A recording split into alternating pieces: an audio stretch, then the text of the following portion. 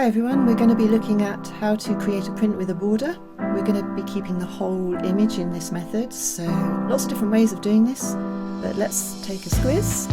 We're going to go File, New in Photoshop. This is going to create an empty piece of paper, and I'm going to go to the photo presets, view all the presets. The one I want today is a landscape 10 by 8. I'm going to click Create. And basically we could just go to, for example, a new Finder window and find an image and drag it in.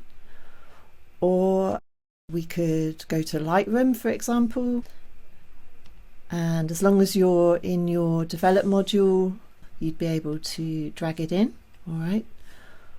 Or if we're in Photoshop and we use Bridge, we could go File, Browse in Bridge, and I'm just going to drag the window down.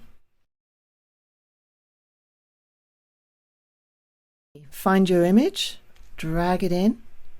If it's a raw file, it's going to open fast into Camera Raw, so do whatever you need to do, click OK.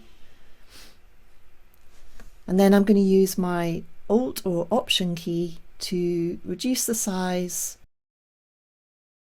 from the center. Okay, and then I'm just going to click OK.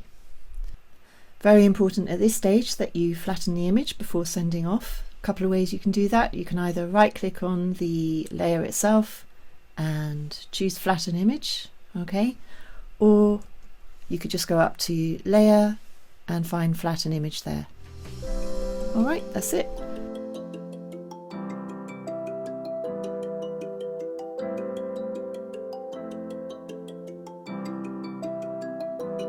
Something you can do to help you is have a grid.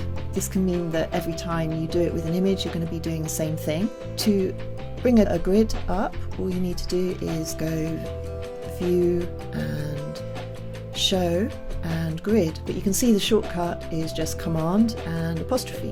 If I do Command and apostrophe, I've got a grid, and I could make sure that I always get it within 1/4 of an inch of the border. So a few things here that you need to know. How do we set the parameters of the grid? The way we do that, if I just get rid of it a second, is in our Photoshop preferences. We can just go to Guides, Grids and Slices. We want a grid line every 1 inch with 4 subdivisions. Okay, so that will give me 1/4 inches. So I'll click OK to that. The other thing we need to know is the transform command. That is actually edit and then free transform, Command T, or transform scale. So this enables us, if I do Command T or Control T, it enables us to change the size of the image. And you'll notice that we've got these blue kind of lines across our image. That's a good thing. That means we've got a smart object, which means it's virtual. In other words, if we look at this little icon down at the bottom here in the layers panel, you can see that it's indicating that it's a virtual image. All right, so Command or Control T, and if I get my little grid up as well, Command apostrophe, and I'm holding down Option, and that allows me to move it centrally, so I can get it so it's within 1/4 of an inch of the edge. So then they could all be the same in the same place. You might want to adjust it however you want to do. All right, you can also use your arrow keys, by the way, if you want to go up or down, and so on. So I'm going to click OK. What happens if you get off center and you don't know, so let's imagine you have a little bit of a wiggle and your image goes off center. What you can do, I'm just going to remove the grid a second. So what you can do is, as long as you've got your move tool selected, go up to Select and select all, or use the shortcut Command A. That will allow you to indicate to the software where you want to centralize your image into. Once you do that, you'll notice you've got these icons at the top which allow you to center the image.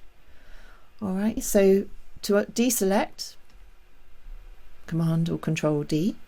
All right, and there's your image. It's very important to remember to flatten your image after you've done all that, because at the moment our image is sitting above the background. You couldn't send it to print like that, you have to flatten it. I'm just going to right click on the layers panels to find flatten image. If you forget about that or it's not active for some reason, you can always go to layer and flatten image, but it's kind of fast just to go, you know, right click on your layer panel and choose flatten image. Okay, so you know it's flattened when it says background and you've got a little padlock there. And then you would save your image as whatever you want to save it as. And I'd suggest actually naming it something. So if I go File, Save As, I'll save on my computer somewhere. I'm going to save mine as a TIFF, nice robust file. You can save it as a JPEG as well if you like. It's always a good idea just to put the name of the size in your title somewhere, just so, you know, I don't know, so you've got some indication that that's the 10 by 8 inch print. All right, and if you're saving as a TIFF and you get this dialog box, don't worry about it, just click OK. All right, there we go.